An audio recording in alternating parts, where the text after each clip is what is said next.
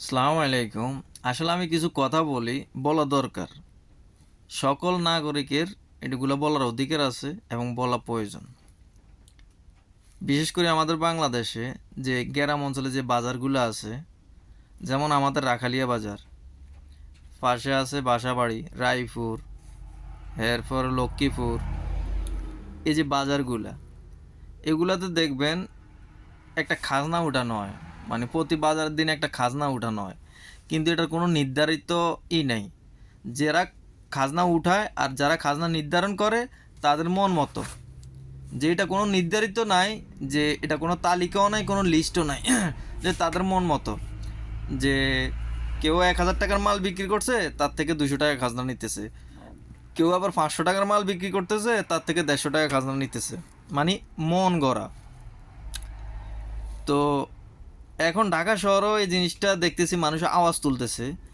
কোনো বাজার যদি ডাক হয়, মানে কোনো বাজার যদি ডাক হয়, এই বাজার ডাক হয়েছে কত, এবং কি প্রতিটা দোকানে কত করে খাজনা নিতে হবে, এবং কি একটা চটি বা একটা টঙ্গে কতটুকু খাজনা নিতে হবে, এটার একটা লিস্ট থাকতে হবে, তালিকা থাকতে হবে, ওইটা বড় আকারে টাঙ্গাই দিতে হবে। যে মন গড়া খাজনা হবে না, যে মানুষের পকেট কাটা, ওই সিস্টেম হবে না। আমার মনে হয় প্রতিটা নাগরিক, প্রতিটা মানুষের আওয়াজ তোলা দরকার। আপনি চিন্তা করে দেখেন, টাকাটা কিন্তু আপনার পকেটের থেকে যাইতেছে। একটা লোকে কাঁচামাল বিক্রি করতেছে, সে যদি কাঁচামাল বিক্রি করে 500 টাকা খাজনা দিতে হয়, তাহলে ওই টাকাটা সে সাধারণ মানুষ, মানে যে কাস্টমার, তাদের থেকে কিন্তু আবার তুলতে হবে। তো ঘুরে ফিরে সাধারণ মানুষের পকেটের টাকাটা যাইতেছে, অতএব আপনার কথা বলা অধিকার আছে।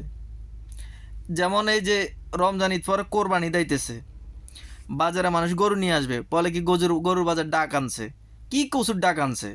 কোনো ডাক মাগ না। এরা একটা সিন্ডিকেট কইরা মনে করেন, এবার নেতা তারা এটা এবার বলে যে এত টাকা করে এক গরুর হাসিল দিতে হবে।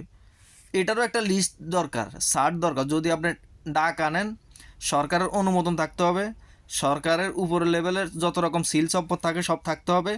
থাইকা একটা গরুর প্রতি কত টাকা হাসিল নিতে হবে, এবং কি বাজারে খাজনার ক্ষেত্রে একটা কাঁচা তরকারির চড়ির থেকে কত টাকা খাজনা নিতে হবে, একটা দোকান থেকে কত টাকা খাজনা নিতে হবে, প্লাস একটা মানুষ বাইরে যে দোকানদারি করে তার থেকে কত টাকা খাজনা নিতে হবে, এটা লিস্ট দরকার। মানে এটার একটা সার্ট প্রয়োজন।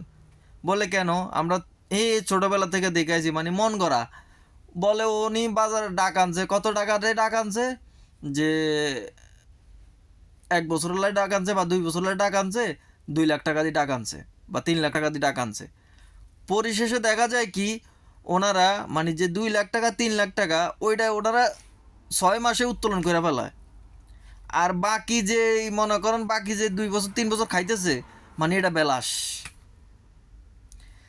মনে করেন একটা বাইরে একটা দোকানদার বসছে, তার যদি খাজনা হয় 10 টাকা, ওনারা নির্ধারণ করে দেয় 100 টাকা, 90 টাকায় বেশি। কেন? কোনো তত্ত্বাবধায়ক নাই, কোনোই নাই। বাজার কমিটি টমিটি মিলে এরা খাই ফ্যাট বড় করে। আর যেগুলো দেখুন বাজার কমিটি এই যে খাজনা মাজার ডাক আনে, মাশাল্লাহ দেখবেন এগো ফ্যাটের দিকে চাই দেখবেন ফ্যাট কত বড়। আর মসজিদে যাই, লাম্বা টুপি মাথায় দিব, লাম্বা জুব্বা গায়ে দিব, দাড়িরে ফিস ফিস কালার করব, লাল কালার করব, মেহেদি দিব, মসজিদের একবারে প্রথম কাতারে যাই সেজদা দিব। কিন্তু এগুলো হচ্ছে হারামি, হারাম খায়। চিন্তা করেন, বাংলাদেশে কয়জন লোক সৎ পাবেন? শতকরা 80% মানুষ অসৎ।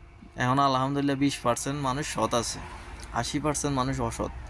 হারাম পথে ইনকাম করে, হারাম খায়, আবার বড় বড় কথা বলে, লাম্বা টুপি মাথায় দেয়, দাড়ি রাখে, নামাজ পড়ে, মসজিদের সামনের কাতারে যায় দাঁড়ায়।